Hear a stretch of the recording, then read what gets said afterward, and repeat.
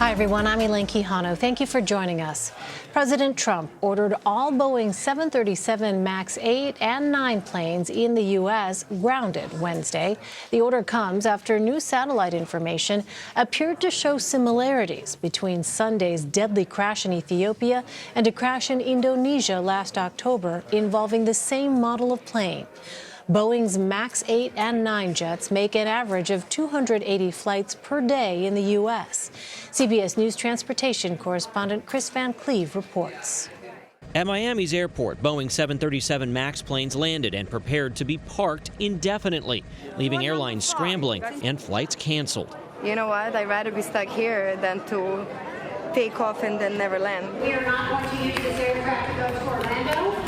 In Houston, some passengers cheered the news that their MAX jet had been grounded. With pressure from the public and politicians increasing, the president made the announcement this afternoon. Boeing is an incredible company. They are working very, very hard right now. And hopefully they'll very quickly come up with the answer. But until they do, the planes are grounded. New evidence released Wednesday prompted the FAA emergency order grounding all 72 MAX planes in the U.S. Satellite data showed the flight track of Ethiopian Airlines Flight 302 on Sunday was very similar to that of the Lion Air Boeing 737 MAX 8 that crashed in October. Both planes struggled to maintain altitude in the minutes after takeoff, and evidence found at the crash scene in Africa showed additional similarities. But investigators still don't have any information from the crashed plane's black boxes, even though they were recovered several days ago. Tonight, they will finally be flown to France for analysis after German investigators said they didn't have the proper software to deal with the damaged boxes. It's very unusual. It's negligent in my... Jeff Gazzetti, who worked for both the FAA and NTSB, said a readout of the black boxes should have already happened. Sitting on the black box for 2 or 3 days, if there is a systemic problem with the MAX, did that put everybody at risk? Yes, it certainly increased the exposure of a potential problem and increased the risk to those that would travel on this airplane. In the Lion Air crash last October that killed 189, the pilots struggled for control of the plane. Investigators believe a faulty sensor caused a largely unknown automated system new to the 737 MAX to repeatedly push the nose of the plane down nearly 24 times before the pilots lost control, which could be what happened Sunday in Africa.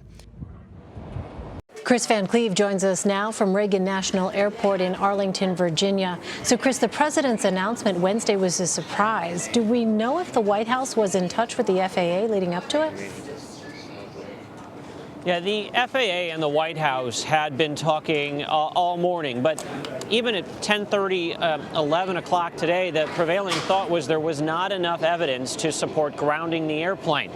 And then they got this new information, this radar data, and learned about some of the evidence gathered at the crash scene, and that really changed the game, changed the conversation. There was enough similarities between what happened in Africa and what they know happened in Indonesia, the Lion Air crash, to justify taking this action, and then things moved pretty quickly from there. Well, do we have an idea of how many people and how many flights will be affected by this decision in the U.S.? Well, the 3 U.S. carriers that fly the MAX, they operate about 280 flights a day.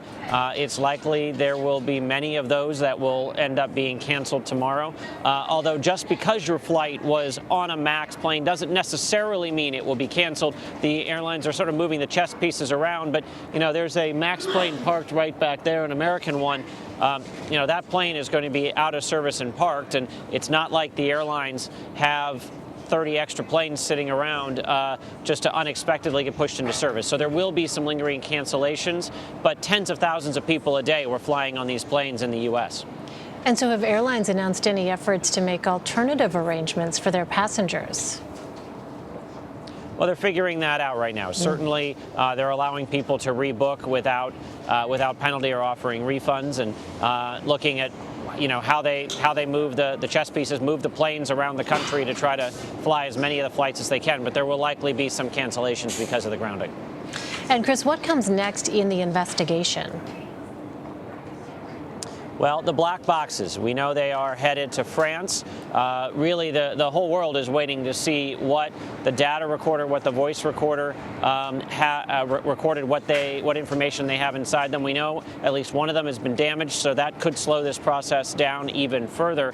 But really, it is waiting for the black box information and to continue gather the sort of perishable evidence that could be at the crash site as well.